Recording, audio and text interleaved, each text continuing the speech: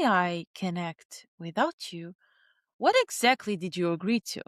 Not in legal terms, but actually in design terms. Over the last episodes of Human X Intelligent, we've explored and talked about systems that can think, decide, and act through multiple agents.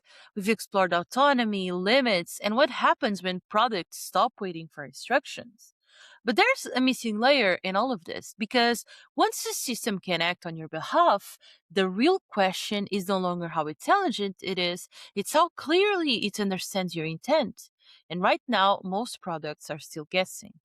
We are asking users to trust systems that act proactively while giving them interfaces designed for reactive tools. Text boxes, logs, dashboards, things that explain what happened and not what's about to happen. In this episode, we are focusing on the gap. This is episode number 9 of Human X Intelligent. Welcome. My name is Madalena Costa, and today we are talking about the interface of intent, the layer that makes autonomy understandable, governable, and human. Most AI interfaces still assume something very simple, that intelligence begins and ends with a prompt. You type, the system responds, end of story. That worked when AI was reactive, but agentic systems don't wait. They plan, they act, they continue while you're gone. You can take a look more about this on the last episode, but at that point, a prompt stops being an instruction and becomes a delegation of power. The delegation without clarity is like we are losing control. It's being lost, and this is a shift most products haven't made it yet. We've moved from commanding systems to authorizing systems, but our interfaces still behave like nothing has changed. So here's the core idea of the episode. Intent is not a sentence. Intent is a contract. When you work with another human, you don't just tell them what to do.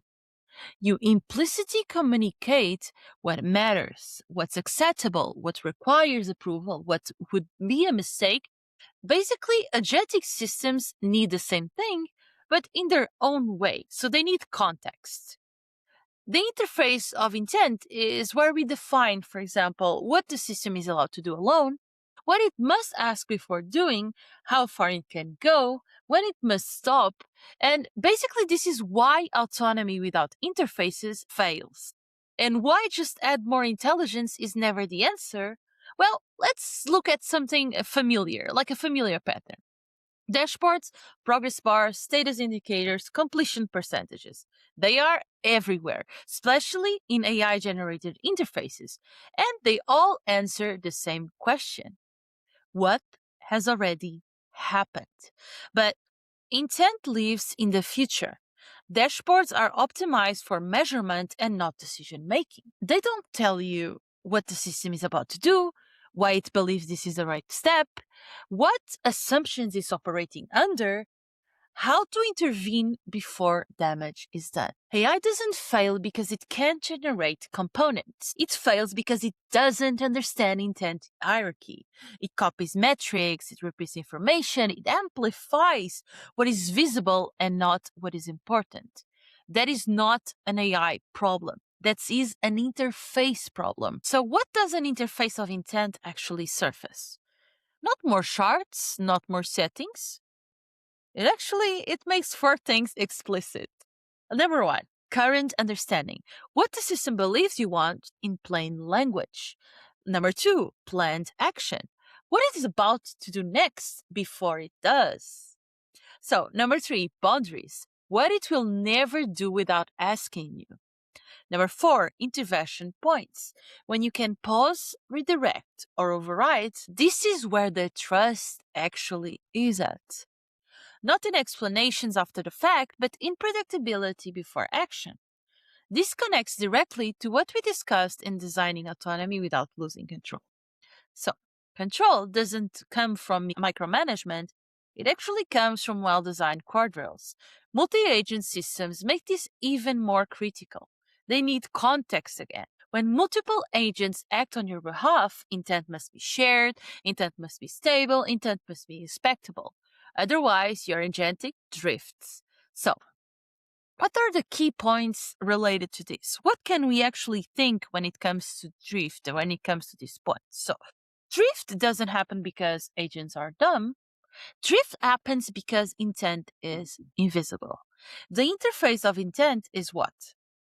Anchors, multi agents do the same goal, allows humans to reason about the system, and makes autonomy governable at scale. This is the missing UX layer for agentic products. So, classic UX was about usability, efficiency, clarity, and interaction. Agentic experience, AX, is about delegation, accountability, reversibility, trust over time. Basically, these are the two main differences. Of course, there's more and there's more explanation on it.